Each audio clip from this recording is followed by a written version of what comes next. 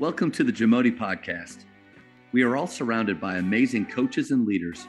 So let's get an inside look at not just what they do, but how they do what they do.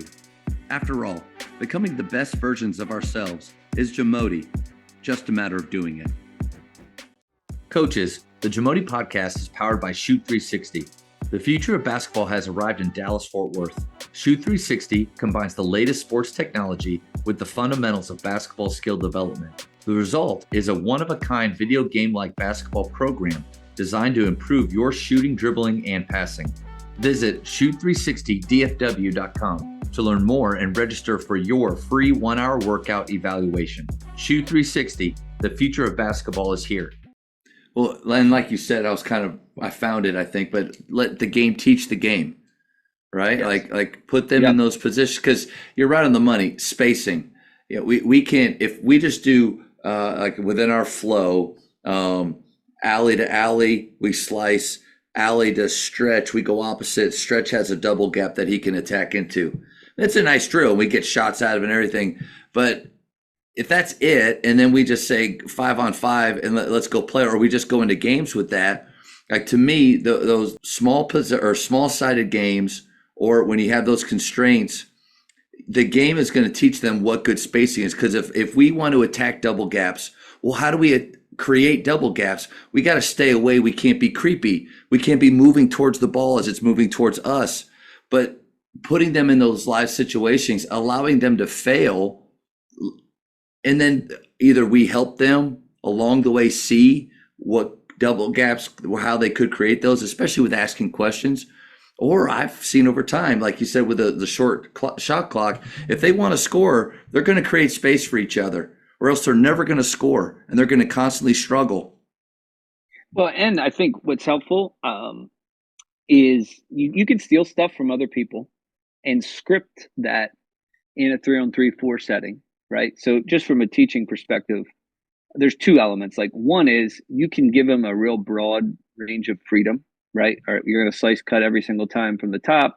You're going to, whatever. One broad range was just like, if you pass from the right side, cut to the left corner. If you pass from the left side, cut to the right corner, right? Start there. Yeah. Keep it that simple. Well, you're inevitably going to create an abundance of space that you either choose to fill with the dribble or fill with another player. You could do that with ball screens and say you are the designated screener, right? So you got a 5-man or typical 5-man. Everyone's doing that. And the 5-man, you can go set a ball screen anytime you want. Well, what if you watch a team at any level and you do that? One, if they have any level of basketball ability, the first time you do that, a parent's going to go, hey, that's a pretty good motion offense or dribble drive offense. And you're like, it is. But it's just them using the choices I gave them. Yeah. Right. I gave them two ideas. I gave them two things to work with, and now they get to paint their picture. But if ideally you could watch that, right? You could watch that on film, and I guarantee you they're going to show you some solutions that you should work on more often. They're going to do something that is counterintuitive.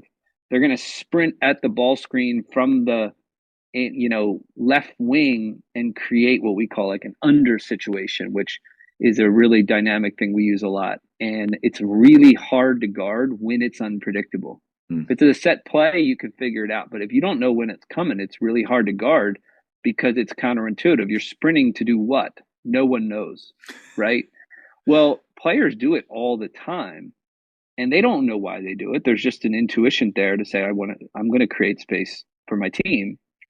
Or because my coach told me, I cut to the opposite corner and that was my only other option. Yeah. So it just happens. And that's what I would do a lot is I would just throw things at our team and then see what they made of it.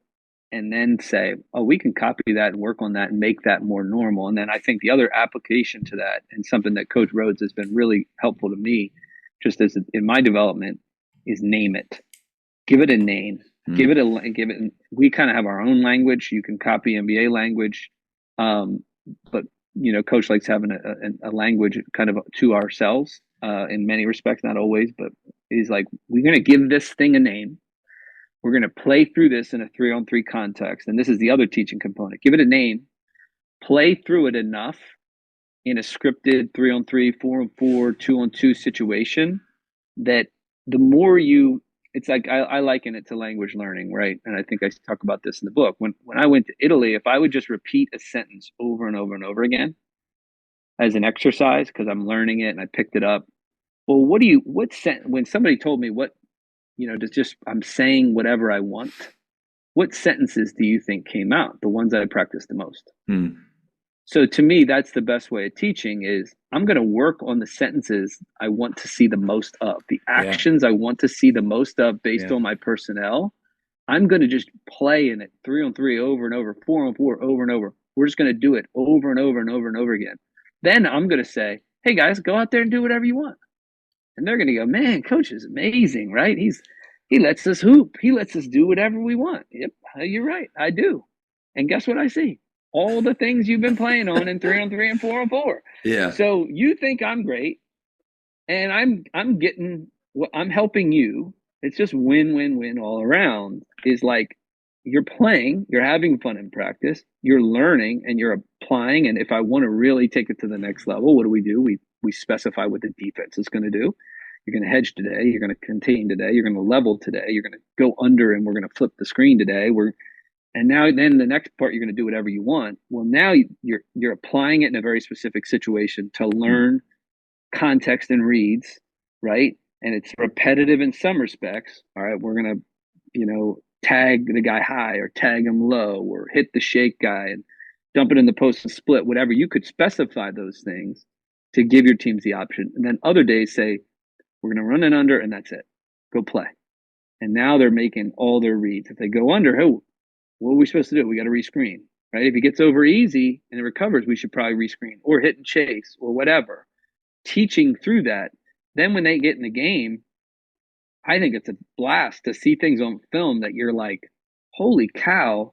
We have one clip from last year where it's like, we swung the ball, we swung it back, two guys crisscross, ghost, hit, dribble handoff, and somebody's going to go, hey, what was that play? I've never seen it in my life, and it's awesome, right? That's part of the fun of coaching, is loving that spontaneity and seeing what kind of picture they draw with what you give them. And that's where the between the trial and error, there's two elements, right? There's one is write down what I want. Go back to your drill example, right? Is like we should have people making up more stuff, right? Because we're typically we're teaching a different group and we're trying to accomplish something. We're trying to get to something clear, right? So one of the things, twice a week at Rowan, we would play what I called 5-on-4 continuous. And it was always ugly at first. Anytime I had a new group, it's one of the worst looking things you'll ever do. But I am someone who doesn't want to yell and holler and scream about what I want. I just get tired, and I didn't like it as a player, and I don't feel like doing it. I didn't see the effectiveness of it. I would still do it because I'm a very intense person. I'm, look relaxed, but I'm intense. But in terms of practice, like, I'm not trying to yell at you to communicate. You either communicate or you lose.